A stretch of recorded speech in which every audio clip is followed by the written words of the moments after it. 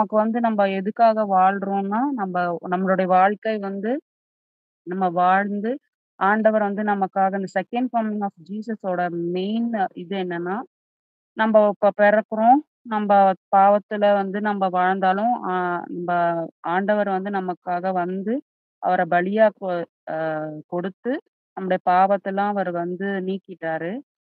அதனால வந்து அவரு வந்து இப்ப நம்மளுக்கு ஜீவன குடுத்து நம்மள வாழ வச்சிருக்கிறாரு. இத நம்ம மரிச்ச பிறகு நமக்கு வந்து நியாயத்தீர்ப்பு குடுக்கறதுக்கு அவர் திருப்பி வரப்போறார் செகண்ட் டைம். ஸோ அதுதான் second coming of Jesus. First time வந்து அவர் வந்து பிறந்தாரு. மனுஷ ரூபமாய் அவர் வந்து பிறந்தாரு.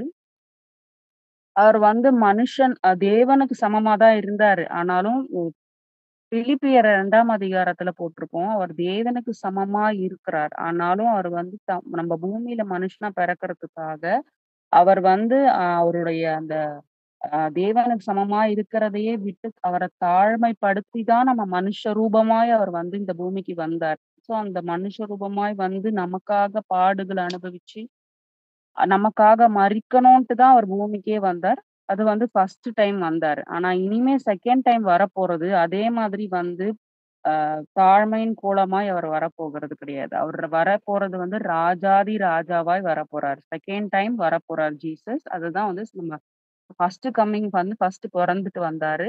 மரிச்சாரு, உயிரோட எழுந்து பரத்துக்கு போயிட்டாரு. இப்ப பரிசுத்த ஆவியானவரா நம்மளோட கூட இருக்கிறாரு. செகண்ட் டைம் அவர் வரப்போறாரு. அதனால தான் ஜீசஸ் செகண்ட் கம்மிங் நம்ம சொல்றோம். அது வந்து அவர் எப்படி வருவார்ன்னா, ராஜாதி ராஜாவாய் வருவார். ஆ அப்ப ராஜாதி ராஜாவாய் பூமிக்குரிய ராஜாக்கள் எப்படி இருக்கிறாங்க? எவ்ளோ ஒரு மகிமையா இருக்கிறாங்க அப்படின்னு சொல்லும்பொழுது, இயேசு கிறிஸ்து ராஜாதி ராஜாவாய் வரப்போறார்ன்னா, அப்ப எப்படி இருக்கும்? மத்தேயு 24:30 பார்த்தன்னா, அப்பொழுது மனுஷகுமாரனுடைய அடையாளம் வானத்தில் காணப்படும். அப்பொழுது மனுஷகுமாரன் வல்லமையோடும், மிகுந்த மகிமையோடும் வானத்தின் மேகங்கள் மேல் வருகிறதை பூமியிலுள்ள சகல கோத்திரத்தாரும் கண்டு புலம்புவார்கள். அங்க வந்து அப்ப எப்படி வருவார்? மிகுந்த வல்லமையோடு வருவார். வானத்தின் மேகங்கள் மேல மிகுந்த வல்லமையோட வருவார். அடுத்து மத்தேயு 25:31 பார்த்தோம்னா, அன்றியும் மனுஷகுமாரன் தமது மகிமை பொருந்தினவராய் சகல பரிசுத்த தூதரோடு கூட வருவார் வருவார். அப்ப அவர் எப்படி வருவாருன்னு பார்த்தோம்னா, மகிமையோட மெஜஸ்டிக்கா வருவாரு அவரு. சாதாரணமா வரமாட்டாரு. ஃபர்ஸ்ட் டைம் வரும்போது தான் அவரு வந்து ஏழ்மையின் கோலத்துல வந்து நமக்கு வந்து பிறந்தாரு. ஆனா செகண்ட் டைம் வரும்போது, அவர் மகிமை பொருந்தினவராய் வருவார். ராஜாதி ராஜாவாய் வருவார். வெளிப்படுத்தின சுவிசேஷம் 14 அதிகாரத்துல கூட 14ல பார்த்தோம்னா, அம் பின்பு நான் பார்த்தபோது, இதோ வெண்மையான மேகத்தையும், அந்த மேகத்தின் மேல் மனுஷகுமாரனுக்கு ஒப்பானவராய் தமது சிரசின் மேல் பொற்கிரீடத்தையும், தமது கையிலே கருப்புள்ள அரிவாளையும் ஒருவர் உடையவராய் ஒருத்தர் உட்கார்ந்திருக்கிறதையும் கண்டார். ஸோ அவர் எப்படி மனுஷகுமாரன் தான். ஆனாலும் அவரோட சிரசின் மேல் பொற்கிரீடத்தையும் யார் பொற்கிரீடத்தை வச்சிருப்பார்ன்னா, ஒரு ராஜா தான் தலையில பொற்கிரீடத்த வச்சிருப்பார். ஸோ இந்த மாதிரி அவர் ராஜாதி ராஜாவாக நமக்கு வந்து செகண்ட் கமிங்ல வரப்போறார். 2வது அவர் எப்படி வருவார்ன்னா, மிகுந்த பிரகாசமாய் வருவார். அவருடைய பிரகாசத்த நம்மளால வந்து இப்ப சூரிய பிரகாசமே நமக்கு வந்து ரொம்ப இதுவா இருக்கு. இந்த மாரி டைம்ல வெயில் கொளுத்துற டைம்ல நம்மளால சூரியன பார்க்க கூட முடியாது. அப்ப சூரியனை படைத்த ஆண்டவர் எவ்வளவு பிரகாசமாய் வருவார்ன்னா, மத்தேயு 24:27 அதுல மின்னல் கிழக்கிலிருந்து தோன்றி மேற்கு வரைக்கும் பிரகாசிக்கிறது போல மனுஷனுடைய வருகையும் இருக்கும். ஸோ நம்ப பிரகாசங்க நம்ப நம்ம பார்க்குற மின்னல்லாம் வந்து பார்க்கும்போதே நமக்கு கண்ணு சில டைம் வந்து போயிடுதுன்னு சொல்றாங்க. ஆனா ஆண்டவருடைய பிரகாசம் எப்படி இருக்கும்ன்றத நம்மளால நெனச்சு கூட பார்க்க முடியாது. அந்த மாதிரி அவர் வந்து மிகுந்த பிரகாசத்தோட அவர் வந்து வரப்போறாரு. அவரு அந்த அந்த வருகை வந்து அந்த வர ஒரு செகண்ட் வந்து அவ்ளோ பிரகாசமா இருக்க போறது. அடுத்தது அவர் வந்து தனியா வரப்போறதில்ல. அவரோடு கூட சகல தூதரும் வருவாங்க. சில தூதர்களோ 1000 1000 அல்ல கோடான கோடி தூதர்களோட கூட ஆண்டவர் அவருடைய 2வது வருகை இருக்க பொழுது. அது வந்து மத்தேயு 25வது அதிகாரம் 31ஆம் வசனத்துல நாம பார்க்கும்போது, அன்றியும் மனுஷகுமாரன் தமது மகிமை பொருந்தினவராய் சகல பரிசுத்த தூதரோடும் கூட வருவார். அப்ப அங்க இன்னொரு நெறைய இடங்கள்ல கூட போட்டிருக்கு 1000, 10,000, 10,000மாய் அப்படின்னு சொல்றது. அது இன்டு மல்டிப்ளிகேஷன் கால்குலேஷன் தான். அப்ப பார்க்கும்போது கோடான கோடி தூதர்களோட கூட ஆண்டவர் வருவார். ஏன்னா, அவங்க தான் வந்து கீழ இறங்கி அவரோட பரிசுத்தவான்கள கொண்டு ஆண்டவர்கிட்ட ஆண்டவர் வந்து இறங்க மாட்டார் பூமியில. இப்படி மேகத்தின் மேல வரும்பொழுது அவரோட தூதர்கள் இறங்கி தான் அவரோட பரிசுத்தவான்கள கொண்டு சேர்ப்பாங்க அவர்கிட்ட. அப்ப அவர் கோடான கோடி தூதர்களோட கூட வருவாரு. அடுத்து அ வெளிப்படுத்தின விசேஷம் 5ஆம் அதிகாரம் 1ஆம் வசனத்திலயும் போட்டிருக்கு.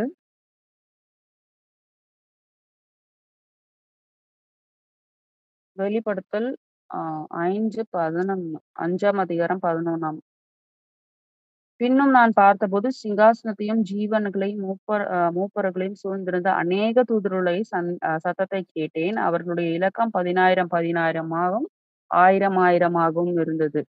அதான் ஆட்டுக்குட்டியானவர் அ ப ப தேவன் வந்து அவருடைய அ ர 2ஆம் வருகையில வரும்போது, அந்த 10,000 10,000மாக இருக்கிறதுன்னு சொன்னேன்ல, அந்த மாதிரி அந்த 10,000 10,000ன்னா கால்குலேஷன் பண்றாங்க. எவ்வளோ தூதர்கள் வந்து வருவாங்க அப்படின்னு சொல்லிட்டு. 2வது ஆண்டவர் வரும்பொழுது எக்காள சத்தத்தோடு வருவார். எக்காள சத்தம்ன்றது வந்து அப்படியே நமக்கு இடி முழக்கம் போல அந்த சத்தம் கேட்கும். நம்ப எக்காள சத்தம் ஊதும்பொழுது நமக்கு காதெல்லாம் எப்படி இருக்கும்? பயங்கரமா அந்த சத்தத்த நம்மளால கேட்கவே முடியாது. அப்ப ஆண்டவர் வரும்பொழுது தூதர்கள் ஒரு ஒரு எக்கால சத்தத்த நம்மளால கேட்க முடியாது. அப்ப 1000 1000மான தூதர்கள், கோடிக்கணக்கான தூதர்கள் எக்கால சத்தம் ஊதும்போது எப்படி இருக்கும்ன்றத அத நம்மளால கிரகிச்சு கூட பார்க்க முடியாத ஒரு காரியம் நடக்கப்போது. அத வந்து மத்தேயு 24ஆம் அதிகாரம் 31 வசனத்துல, "வலுவாய் தொனிக்கும் எக்காள சத்தத்தோடே அவர் தமது தூதர்களை அனுப்புவார். அவர்கள் அவரால் தெரிந்து கொள்ளப்பட்டவர்களை வானத்தின் ஒரு முனை முதற்கொண்டு மறுமுனை மட்டும் 4 திசைகளிலிருந்து கூட்டி சேர்ப்பார்கள்." அப்போ வலுவாய் தொனிக்கும் எக்காள சத்தத்தோடே அப்படின்னு அவர் தமது தூதர்களை அனுப்புவார்ன்னா, அவர் எவ்வளவு பயங்கரமா இருக்கும் அந்த அந்த சில நொடிகள் எப்படி இருக்கும்ன்றத நம்மளால வந்து எக்ஸ்பெக்ட்டே பண்ணவும் முடியாது, நினைச்சும் பார்க்க முடியாது. ஸோ அவருடைய செகண்ட் கமிங் அப்படிதான் இருக்கும். அடுத்தது இது நம்ப வந்து செகண்ட் செகண்ட் கமிங் சொல்லும்போது, இஸ்ரவேல்ல ஒலிவ மரத்துல கீழ தானே சிஸ்டர் இறங்குவாரு? அதான் கேள்விப்பட்டேன். நிஜமா அதுதானே? அவருடைய பாதம் வந்து ஒலிவ மலை மேல தான் அதான் ஒலிவ இறங்கும். மரத்துல தான் அதுதான் மலை போனாரு மலை சொன்னாங்க. அதே இடத்துல தான் இஸ்ரவேல்ல இறங்குவாரு சொல்றாங்க. அதனால தான் இப்ப யுத்தம் எல்லாம் நடக்குது சொல்றாங்கல்ல. ஆமாங்க, ஆமாங்க. இதோட இ இ இ கொடுமா. ம், அந்த ஒலிவ மலை மேல இறங்குவாரு அவரு. அவருடைய அ, பாதங்கள் அதுல படும். அதுல அது வந்து வருங்க. ம். இதுக்கு அடுத்தது வருங்க. சரி, சரி. அடுத்தது வந்து நினையாத நேரத்துல வருவாரு. ஆண்டவர் எப்ப இது ஜஸ்ட் நான் அவுட்லைன் எப்படி வருவாருன்றது நம்ப சும்மா ஒரு எக்ஸ்ப்ளனேஷன் தெரியணும். என் ஃப்ரெண்டுக்கு ஒண்ணுமே இது அவர் இப்பதான் வரா இல்லீங்களா அவளுக்கு. அ, அ, அவளுக்காகவே நானு சரின்ட்டு இத நான் சொன்ன ஒரு விஷயம் பேசிட்டு இருக்கும்போது, அவளுக்கு சுத்தமா இத பத்தி ஐடியாவே இல்ல. அவ இப்பதான் ஆண்டவருக்குள்ள வரா. அதனால நான் மெயினா அவளுக்கு தெரியணுன்றதுக்காகவே சரி அப்படியே வேற யாராவது ஒருத்தர் 2 பேரு இருக்கிறதுக்கு சான்சஸ் இருக்கு. மத்தவங்கலாம் ஆண்டவரோட பிள்ளைங்க தான். ம். சரி நான் அதுக்காகவே தான் சரின்ட்டு நான் இத வந்து சொல்லணுன்றதுக்காக. அடுத்தது வந்து ஓகே. நினையாத நேரத்துல ஆண்டவர் வருபவர். நம்ம எக்ஸ்பெக்ட் பண்ற நேரத்துல அவர் வரமாட்டாரு. நம்ப நினையாத நேரத்துல தான் ஆண்டவருடைய செகண்ட் கம்மிங் இருக்கும். அப்ப மத்தேயு 24, 36 36ல பார்த்தோன்னா, "அந்த நாளையும், அந்த நாழிகையும் என் பிதா ஒருவர் தவிர மற்றொருவனும் அறியான். பரலோகத்திலுள்ள தூதர்களும் அறியார்கள்." இப்ப இயேசு சொல்றாரு, நான் அந்த வரப்போற வருகைய யாருமே அறிய மாட்டாங்க. பிதா மட்டும் தான் அறிவாரு. இன்னும் கேட்டா தூதர்கள் அவர் கூட இருக்கிற தூதர்களும் அறிய மாட்டாங்க. இயேசு கிறிஸ்துக்குமே அந்த டைம் வந்து தெரியாது. அடுத்தது வந்து 24 42 மத்தேயு இதே அதிகாரம் 42ல உங்கள் ஆண்டவர் இன்ன நாழிகையிலே வருவார் என்று நீங்கள் அறியாதிருக்கிறபடியால் விழித்திருங்கள். இந்த வசனத்த ஏசப்பாவே தான் அந்த சீஷர்களுக்கு வந்து போதிக்கும்போது சொல்றாரு. உங்கள் ஆண்டவர் எந்த நாழிகையில வருவார் என்று உங்களுக்கு தெரியாது. அதனால விழித்திருந்து ஜெபம் பண்ணுங்க அப்படின்னு சொல்லிட்டு ஆண்டவர் வந்து சொல்றாரு. 2வது கண்கள் காணும்படியாக வருவார். ஆண்டவர் வர்றது வந்து எல்லாருமே பார்ப்பாங்க. பூமியில உள்ள எல்லாருமே பார்ப்பாங்க. அமெரிக்கால இருக்கிறவங்க பார்ப்பாங்க. இந்த சைடுல உள்ளவங்க பார்ப்பாங்க. எல்லாருடைய கண்களும் பார்க்கிற மாரி தான் ஆண்டவர் வருவாரு. வெளிப்படுத்தின சுவிசேஷம் 1ஆம் அதிகாரம் 10வது வசனத்துல பார்த்தோம்னா, கர்த்தருடைய நாளில் ஆவிக்குள்ளானேன். அப்பொழுது எனக்கு பின்னாலே எக்காள சத்தம் போன்ற பெரிதான ஒரு சத்தத்தை கேட்டேன். அப்ப வந்து ஒரு பெரிய எக்காள சத்தம் கேக்குது. அப்ப அந்த சத்தம் கேட்கும்போது, அ எல்லாரும் கண்டிப்பா வந்து ஆண்டவர வந்து மேகத்தின் மேல வர்றத அவங்களால கண்கள் பார்க்க முடியும். இன்னொரு ஒரு வசனத்திலயும் போட்டிருக்கும். அவரை குத்தினவர்கள் அவரை காண்பார்கள் அப்படின்னு சொல்லிட்டு. அந்த ஒரு வசனத்த நான் மிஸ் பண்ணிட்டேன். ஆம். அவர குத்தினவர்கள் காண்பார்கள்ன்னா, ஆ ஆண்டவர லிட்டரலாவே குத்துனவங்களும் இருக்கிறாங்க. அவர சிலுவையில இருக்கும்பொழுது குத்துனவங்க இருக்கிறாங்க. அவங்கலாம் மரிச்சு போயிட்டாங்க. பட் இருந்தாலும் அவர குத்தினவர்கள் காண்பார்கள்னா, இப்ப இந்த நம்ம வாழ்ந்து கொண்டிருக்கிற காலகட்டத்திலயும் நம்ப சில பேரு ஆண்டவர வந்து அவர குத்துறதுன்னா, என்ன சொல்றது? அவர் செய்யக்கூடாதுன்னு சொல்ற காரியங்கள நம்ம செய்யும்போது, அவர நம்ம சிலுவையில அறையிற மாரி தானே அது இருக்கிறது. அப்போ இங்க அப்போஸ்தலர் 1வது அதிகாரம் 11வது வசனத்துல, கலிலேயராகிய மனுஷரே, நீங்கள் ஏன் வானத்தை அண்ணாந்து பார்த்து நிற்கிறீர்கள்? உங்களிடத்திலிருந்து வானத்துக்கு எடுத்துக்கொள்ளப்பட்ட இந்த இயேசுவானவர், எப்படி உங்கள் கண்களுக்கு முன்பாக வானத்துக்கு எழுந்தருளி போனாரோ, அப்படியே மறுபடியும் வருவார் என்றார்கள். இது என்ன சிச்சுவேஷன் சொன்னா, ஆண்டவர் வந்து ஃபர்ஸ்ட்டு மரிச்சு 3ஆம் நாள் உயிரோட எழுந்து பரத்துக்கு போறார் பார்த்தீங்களா? அப்போ அவருடைய சீஷருங்கள் எல்லாம் அவரோட கூட இருந்து இருக்கும்பொழுது அவரு அசெண்ட் ஆறாரு. அப்ப பரத்துக்கு ஏறி போம்போது அவங்க எல்லாம் வானத்த பார்த்துட்டே இருக்காங்க ஆண்டவர் ஏறி போறத. அப்ப அங்க இருக்கக்கூடிய அம் அந்த அந்த ஏஞ்சல்ஸ் சொல்றாங்க, "நீங்க இப்ப ஏன் வானத்த அண்ணாந்து பார்க்கிறீங்க? நீங்க எப்படி பார்க்கும்போது உங்க ஆண்டவர் வந்து பரத்துக்கு ஏறி போனாரோ, அதே மாதிரி அவர் திரும்பி வந்து அம் அப்படியே மறுபடியும் வருவாரு." அப்ப எல்லாரோட கண்கள் காணுகிறபடி தான் ஆண்டவர் வந்து செகண்ட் கம்மிங்கும் இருக்கும். 2வது ஆண்டவர் வந்து நம்மள எடுக்கும்போது நம்ம மறுரூபமாக்கப்படுவோம். 1 கொரிந்தியர் 15ஆம் அதிகாரத்துல 51வது வசனம் அதுல பார்த்தோம்னா, இதோ ஒரு ரகசியத்தை உங்களுக்கு அறிவிக்கிறேன். நாம் எல்லாரும் நித்திரை அடைவதில்லை. ஆகிலும் கடைசி எக்காளம் தொனிக்கும்போது, ஒரு நிமிஷத்திலே ஒரு இமைப்பொழுதிலே நாம் எல்லாரும் மறுரூபமாக்கப்படுவோம். எக்காளம் தொனிக்கும் அப்பொழுது மரித்தோர் அழிவில்லாதவர்களாய் எழுந்திருப்பார்கள். நாமும் மறுரூபமாக்கப்படுவோம். ஸோ நம்ப வந்து அந்த செகண்ட் கமிங் ஆஃப் ஜீசஸ்ல நம்ம இருக்கக்கூடிய இதே பாடி, இதே ஒரு நம்ம போட்டிருக்கிற ட்ரெஸ்ஸோட தான் நம்ம போவோன்றதெல்லாம் நமக்கு எந்த ஒரு ஊர்ஜிதமும் கிடையாது. ஆனா, நம்ம ஒரு மறுரூபத்துக்குள்ள ஆகவும், எப்படி ஆண்டவர் வந்து டிரான்ஸ்ஃபிகர் ஆனாரு. அந்த இயேசுப்பா வந்து ஒரு மலை மேல இருக்கும்போது கூட, ஒரு பக்கம் எலியாவும், ஒரு பக்கம் மோசேயும் இருக்கும்போது, அ ச சீஷர்களுக்கு வந்து 3 பேர தான் தனியா கூட்டிட்டு போவாரு. அப்ப போய் அவங்க முன்னாடி மறுரூபமானாரு. அந்த மாதிரி நம்ப மறுரூபம் அப்ப அந்த ஒரு நிமிஷத்துல மறுரூபம் ஆகப்பட்டு தான் நம்ம வந்து அந்த செகண்ட் கமிங்ல ஆண்டவரோட கூட போவோம். 2வது இது வந்து கடைசி இந்த ஆண்டவருடைய அ ராஜ்யம் வந்து இது கடைசி ராஜ்யமாய் சாம்ராஜ்யமா இருக்க போது. நெக்ஸ்ட்டு ஏசப்பா வந்து இந்த செகண்ட் கமிங் வரப்போறாருன்றதையே குறிச்சு ஏனோக்கு வந்து அ தீர்க்கதரிசனம் சொல்லியிருக்காங்க. ஏனோக்கு யாருன்னு யாராவது சொல்லுங்களேன்? ஓல்டு டெஸ்டமென்ட்ல. ஹலோ?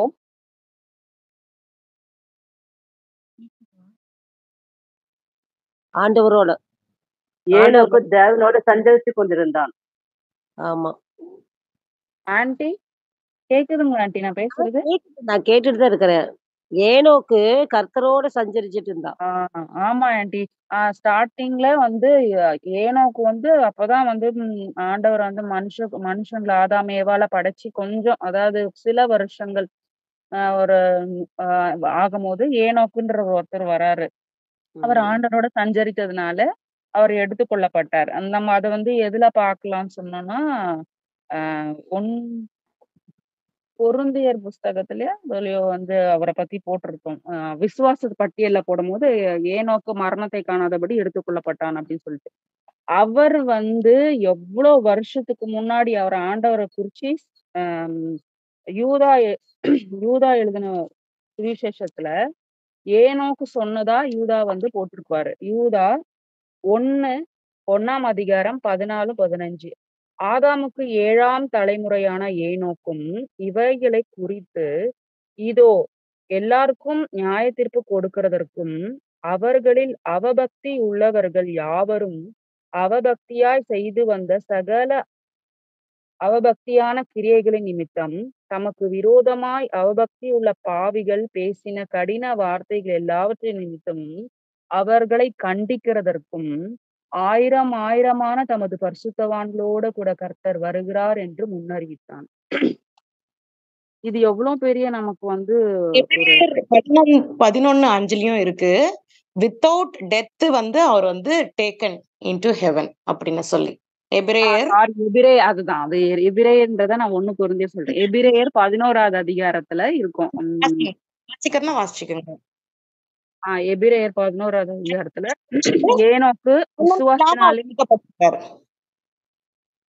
நான் நான் நான் பேசுறது கேக்குதா? கேக்குதுமா, கேக்குது, பேசுங்க. விசுவாசத்தினாலே ஏனோக்கு மரணத்தை காணாதபடி எடுத்துக்கொள்ளப்பட்டான். தேவன் அவனை எடுத்துக்கொண்டபடினாலே அவன் காணப்படாமற் போனான். அவன் தேவனுக்கு பிரியமானவன் என்று எடுத்துக்கொள்ளப்படுவதற்கு முன்னமே சாட்சி பெற்றான் அப்படின்னு சொல்லிட்டு எபிரேயர் 11ல விசுவாச பட்டியல போட்டிருக்குது. இப்ப நான் வாசிச்சேன் பாத்தீங்களா, யூதா 1 அதுல பாருங்க எவ்வளவு அதிசயமா இருக்குது. ஏனோக்கு எவ்வளோ காலங்கள் முன்னாடி அவங்க வந்து வாழ்ந்தாங்க. ஆனாலும் அவங்க அவங்க ப்ராஃபஸி சொல்லியிருக்கிறாங்க. இவ்ளோ அதிசயமா இருக்கு வாசிக்கும் போது. தமக்கு விரோதமாய் அவபக்தி உள்ள பாவிகள் பேசின கடின வார்த்தைகள் எல்லாவற்றின் நிமித்தமும் அவர்களை கண்டிக்கிறதற்கும் ஆயிரம் ஆயிரமான தமது பரிசுத்தவான்களோடு கூட கர்த்தர் வருகிறார் என்று முன்னறிவித்தான். ஏனோக்கு தான் ஸ்டார்டிங்லயே வந்து ஆண்டவருடைய செகண்ட் வருகையை குறிச்சு அவர் வந்து சொல்லியிருக்கிறாரு. அதே போல லாஸ்ட் கம்மிங் அதாவது லாஸ்டா ஆண்டவருடைய வருகையை பத்தி கடைசியா வேத புஸ்தகத்துல வந்து நிறைய பேர் சொல்லியிருக்கிறாங்க. ஸ்டார்டிங் யார் சொன்னது, எண்டிங் யார், லாஸ்ட்லயும் யார் சொல்லி முடிச்சதுன்னு பார்த்தோம்னா 2 பேதுரு 2 பேதுருல 3ஆவது அதிகாரம் 10வது வசனத்தை படிக்கிறேன். கர்த்தருடைய நாள் இரவிலே திருடன் வருகிற விதமாய் வரும். அப்பொழுது வானங்கள் மடமட என்று அகன்று போகும், பூதங்கள் வெந்து உருகி போம், பூமியும் அதில் உள்ள கிரியைகளும் எரிந்து அழிந்து போம். இப்படி இவைகளெல்லாம் அழிந்து போகிறபடியால் நீங்கள் எப்படிப்பட்ட பரிசுத்த நடக்கையும் தேவ பக்தியும் உள்ளவர்களாய் இருக்க வேண்டும். அப்புறமா வந்து தேவனுடைய நாள் சீக்கிரமாய் வரும்படிக்கு மிகுந்த ஆவலோட காத்திருங்கள். அந்த நாளில் வானங்கள் வெந்து அழிந்து பூதங்கள் எரிந்து உருகிப்போம். இப்ப வந்து ஃபர்ஸ்ட் ஸ்டார்டிங் இவர் பேதுருன்றவர் ஜீசஸோடைய டிசைபிள், பிரதானமான டிசைபிள், ஃபர்ஸ்ட் டிசைபிள் கூட சொல்லலாம். இவர் தான் வந்து கடைசியா வந்து இந்த வருகையை குறிச்சு கடைசியா முடிக்கிறாரு. 2 பேதுரும் லாஸ்ட்ல, அதாவது மத்தேயு, மார்க், நியூ டெஸ்டமெண்ட்ல இருக்கிற மாதிரி 2 பேதுருல வந்து இவர் வந்து இந்த தீர்க்க தரிசனமா சொல்றது வந்து லாஸ்டா இவர் சொல்றாரு. 2வது ஜான் அப்படின்றவர் வந்து அவர் என்ன பண்றாரு, அவரும் ஜீசஸோட டிசைபிள் தான். அவர் கடைசி ஜபமா என்ன ஜபிக்கிறாருன்னு பார்த்தோம்னா, யோவான் கடைசியா வெளிப்படுத்தின சுவிசேஷம், யோவான் எழுதின சுவிசேஷம்ல வெளிப்படுத்தின சுவிசேஷம் 22வது அதிகாரத்துல 20வது வசனம், 22ல 20வது வசனம் பார்த்தோம்னா, இவைகளை சாட்சியாக அறிவிக்கிறவர் மெய்யாகவே நான் சீக்கிரமாய் வருகிறேன் என்கிறார். ஆமேன், கர்த்தராகி இயேசுவே வரும். இப்ப நம்ம பைபிள்ல நிறைய வாக்குத்தத்தம் இருக்குல்ல, அப்ப அந்த வாக்குத்தத்தங்கள் ஒவ்வொன்றும் நம்ம சொல்லி ஜெபம் பண்றோம். அதே மாதிரி இந்த பைபிள்லயே லாஸ்ட் வாக்குத்தத்தம் என்னன்னா, இதோ நான் மெய்யாகவே நான் சீக்கிரமாய் வருகிறேன் என்கிறார் அப்படின்றது. ஆண்டவரே நீங்க சீக்கிரம் வாங்க நம்ம ஒரு வாக்குத்தத்தமா நம்ம சொல்லி ஜெபம் பண்ணும்போதும் கடைசியா அவர் என்ன எதை பத்தி பேசுறாருன்னா, ஆண்டவருடைய வருகைய பத்தி தான் சொல்றாரு. ஆண்டவரே இதோ நீங்க வரப்போறீங்க, சீக்கிரமா வாங்க அப்படின்னு சொல்ற மாதிரி அவரும் வந்து கடைசியா இதுவா முடிக்கிறாரு. இதே பாத்தீங்கன்னா, கடைசி வாக்கு தத்தமும் என்னன்னு பார்த்தோம்னா, வெளிப்படுத்தின சுவிசேஷம் 22, 12, 17. இதோ இது வந்து ஜெபமா சொல்லியிருக்கிறாரு. அந்த இப்ப நான் சொன்னது வந்து, "ஆண்டவரே நீ சீக்கிரமாய் வாரும்" அப்படின்னு சொல்றது ஜெபமா சொல்லியிருக்கிறாரு. இப்ப 12ல, "இதோ சீக்கிரமாய் வருகிறேன். அவனவனுடைய கிரியைகளின்படி அவனவனுக்கு நான் அளிக்கும் பலன் என்னோடு கூட வருகிறது." இது வந்து ஆண்டவர் வந்து குடுக்குற வாக்குத்தத்தம். ஆ ஆண்டவர் அதான் இப்ப சொன்னேன் இல்லைங்களா? வாக்குத்தத்தம் நம்ம வச்சு பிரேயர் பண்றோம்ன்னு. அப்ப ஆண்டவரோட வாக்குத்தத்தம் என்னன்னா, "நான் சீக்கிரமா இதோ வரேன் நானு. யார் யார் என்னென்ன உங்களுடைய கிரியைகள் இருக்கோ, அதன்படி நான் என்ன பண்றேன், அவனவனுக்கு நான் பலன் அளிக்கிறேன்." அப்படின்னு சொல்லிட்டு ஆண்டவர் வந்து சொல்ற கடைசி வாக்குத்தத்தமாவும் இந்த வெளிப்படுத்தின சுவிசேஷத்துல, இந்த வாக்குத்தத்தமும் அவருடைய வருகைய குறிச்சு தான் அவரோட கடைசி வாக்குத்தத்தமும் இருக்கு பைபிள்ல. இதுதான் லாஸ்ட் புக். சோ ஆண்டவருடைய வருகை வரும்போது துன்மார்க்கர், நீதிமான் அப்படின்னு சொல்லிட்டு 2 கூட்டத்தார் தான் மனுஷங்கள்ல இருக்கிறாங்க. அப்ப அவர் வரும்பொழுது யாருக்கு ரொம்ப பயமா இருக்கும்? யாருக்கு ரொம்ப துக்கமா இருக்கும்? ஆண்டவர் வரப்போற நாள்லன்னு பார்த்தோம்னா, துன்மார்க்கர்களுக்கு தான் பயமாவும், துக்கமாவும் இருக்கும். ஆனா நீதிமானுக்கு அவரோட வர்ற நாள் வந்து சமாதானம் மூலியமா சந்தோஷம் உள்ள நாட்களாய் அவருக்கு இருக்கும். ஸோ நான் இப்போதைக்கு இது ஒரு ஜஸ்ட் அவுட்லைனா போல நான் வந்து குடுத்துருக்கிறேன். ஆண்டவரோட வருகை வந்து இன்னொரு ஒரு பாயிண்ட் வந்து லோத்தருடைய நாட்களில் நடந்தது போல ஆண்டவருடைய நாட்கள்ல நடக்கும். மோசேயோட சாரி நோவா நாட்களிலும் நடந்தது போல நடக்கும். ஆண்டவருடைய அ வருகை அப்ப. இதுதான் அந்த அடையாளமா இயேசு கிறிஸ்துவே அவரோட வாயினால சொல்லியிருக்கிறாரு 2 விஷயங்கள். அதே மாதிரி லோ அ நோவா வந்து நீதிமானா வாழ்ந்திருக்கிறாரு. அவர வந்து பேழ கட்ட சொல்லி ஆண்டவர் வந்து இன்சிஸ்ட் பண்ணாரு. பூமிய வந்து அழிக்கப் போறேன். ஏன்னா, அவரு அந்த அக்கிரமங்களும் அவர அவரு ரொம்ப மனஸ்தாபப்படுற அளவுக்கு ஜனங்கள் வந்து பாவத்த அதிகமா செஞ்சாங்க. அருவருப்புகள் அதிகமா செஞ்சதுனால, நோவா போய் எவ்வளவோ சுவிசேஷம் சொல்லியிருக்காங்க. அந்த மாதிரி செய்யக்கூடாதுன்ட்டு. ஆனாலும் ஒருவரும் அவரோட வார்த்தைய மதிக்கவே இல்ல. ஆனால ஆண்டவரு நீதியுள்ள நோவாவ நோவாவ தான் அந்த காலத்திலேயே அவங்க வாழ்ந்த காலகட்டத்துல நீதிமானாய் அவர் கண்டதுனால, அவர் சொன்னாரு பேழைய உண்டு பண்ண சொல்லி. அப்ப அவரோட வார்த்தைய அவங்க மனைவி கேட்டாங்க. அவரோட பிள்ளைகள் கேட்டாங்க 3 பேரு. அவங்களுடைய மனைவிகள் கல்யாணம் பண்ணிக்க போறவங்களோ, கல்யாணம் ஆயிடுச்சான்றது இல்ல தெரியல. ஆனா அவங்களும் மொத்தமா 8 பேரும் அவரோட வார்த்தைய கேட்டு, அந்த அந்த பேழைக்குள்ள பிரவேசிச்சாங்க. அந்த பேழைன்னா ஒரு போட் மாதிரி. அந்த போட்ட செய்றதுக்கு எத்தன வருஷங்களோ, எத்தனையோ வருஷங்கள் ஆச்சு. அப்ப அவங்க காலையில எழுந்து சாப்பிட்டுட்டு அந்த போட்ட கட்டுறதுக்கு தான் போயிருப்பாங்க. ஒவ்வொரு பார்ட்டும் அந்த ஒவ்வொரு கட்டையும் இத்தன இத்தன அளவுல இருக்கணும்னு சொல்லிட்டு அவர் ஆண்டவரே மெஷர்மென்ட் குடுத்திருந்தாரு. ஸோ அத பத்தி அதின்படி அவங்க கட்டம்போது எவ்வளோ ஏளனம் பண்ணியிருப்பாங்க, எவ்வளோ கிண்டல் அடிச்சிருப்பாங்க, அவங்க செய்ற வேலைய எவ்வளவோ தடுத்திருப்பாங்க. ஏன்னா கிண்டல் வேற, கேலி வேற. ஆனா அவங்க பாவம் அக்கிரமம் பண்ண என்னென்னலாம் பண்ணாங்கன்னு கூட நம்மளால யோசிச்சிருக்க முடியாது. அந்த அளவுக்கு ரொம்ப கொடூரமா ஆண்டவரே மனுஷங்க செய்ற பாவத்த தாங்க முடியாம நான் பூமிய அழிக்க போறேன் அப்படின்னு சொல்றேன்னா, அப்ப எந்த அளவுக்கு ஆண்டவர் பொறுமையுள்ள ஆண்டவரையே வந்து அவங்க அந்த அளவுக்கு அவங்க பண்ணியிருக்கிறாங்க. அதே போல இனிமேலும் ஆண்டவரோட வருகை செகண்ட் கமிங் முன்னாடியும் அந்த மாதிரி ஒரு பயங்கரமான ஒரு மனுஷகுமாரன் வர நாட்களுக்கு முன்பாக அந்த மாதிரி ஒரு சிச்சுவேஷன் அமையும் அப்படின்னு சொல்லிட்டு ஆண்டவர் அழகா சொல்லியிருக்கிறாரு. அப்ப அந்த கடைசி நாட்கள்ல அப்புறம் என்ன ஆச்சு அந்த நோவாவோட காலகட்டத்துல ஆண்டவர் சொன்னது போலவே மழை வந்துச்சு. அந்த ஃபர்மமென்ட் மேல உள்ளதும், வானங்கள்ல உள்ள தண்ணியும் கொட்டுச்சு. பூமியில அடியில இருந்த தண்ணியும் வந்துச்சு. பேழை தண்ணில மிதக்கும்போது தான் அங்க கிண்டல் அடிச்சவங்க, ஏளனமா பேசினவங்க எல்லாருக்கும் தெரிஞ்சுச்சு. ஓ! ஐயோ! இந்த ஆள் பைத்தியம், பைத்தியம்னு நம்ம நெனச்சிருந்தோம். கடைசியில நம்ம தான் பைத்தியம். மழை வரப்போது, வரப்போது, வரப்போதுன்னு சொல்லிட்டே தான் இருந்தான் அந்த ஆளு. எத்தனையோ வருஷமா நம்ம கேட்கவே கிடையாது. அ ஆனா நிஜமாலுமே மழை வந்துருச்சு. நோவாக்கு ஆனா அந்த அந்த பேழைக்கு உண்டான அந்த கதவ ஆண்டவரா வெளியில தாப்பால் போட்டுட்டாரு. சப்போஸ் நோவாகிட்டயே உள்ள வச்சு தாப்பால் போட்டிருந்தா, ஜனங்க கத்தம்போது அவனுக்கு மனஸ்தாபப்பட்டு, ஐயோ! பாவம் கத்துறாங்களேன்ட்டு அவன் பேழைய தொறந்திருப்பான். ஆனா ஆண்டவர் வெளியில பக்கமா பூட்டி விட்டாரு. யாராலயும் தொறக்க முடியாத அளவுக்கு. எவ்வளோ பேரு கத்துனாலும், கொண்டாலும் நோவாவால தொறக்கவும் முடியாது, ஒண்ணும் பண்ண முடியாது. எல்லாருமே மழிச்சு போயிட்டாங்க. தண்ணியில மூழ்கி மரிச்சு போயிட்டாங்க. இதே போலதான் ஆண்டவர் வரப்போறாரு, வருவாரு. இதோ சீக்கிரமாய் வருகிறேன் என்றவர் அவர் வருவாரு. அவரோட வாக்குத்தத்தங்கள் ஒன்றுமே வீணா போகவே போகாது. எங்க நெறைய பேர் கூட ஒரு கிண்டலா சொல்லுவாங்க. "அதோ வரேன்னு சொல்லுங்க. எவ்வளோ வருஷமா 2000 வருஷமா ஆண்டவர் வரப்போறான்னு சொல்றோம். இன்னும் வரலையே, இன்னும் வரலையே." இன்னும் எத்தன பேரு பொறக்க இருக்கிறாங்க. எந்த டைம்ன்றது காலம் எல்லாமே அவரோட கரத்துல தான் இருக்கு. எந்த டைம்ல அவரு வரணுன்றது அவருக்கு தெரியும். நம்ம அவருக்காக விசுவாசிச்சு நம்முடைய ஓட்டத்த நம்ம முடிக்கணும். நம்ம முடிக்கிறதுக்கு முன்னாடியும் அவரு வரலாம். நம்ம முடிச்ச பிறகும் வரலாம். எப்படியோ ஆனா ஆண்டவர் கர்த்தராகிய இயேசு கிறிஸ்துவோட வருகை நிச்சயம். இந்த வேதத்துல உள்ள ஒரு வசனமும் பொய் சொல்லவே சொல்லாது. அதுல உள்ள ஒரு உறுப்பு கூட அழியாது. வானமும் பூமியும் ஒழிஞ்சு போனாலும் என்னோட வார்த்தையின் ஒரு உறுப்பு கூட அழியாதுன்னு ஆண்டவர் சொல்லியிருக்கிறார்.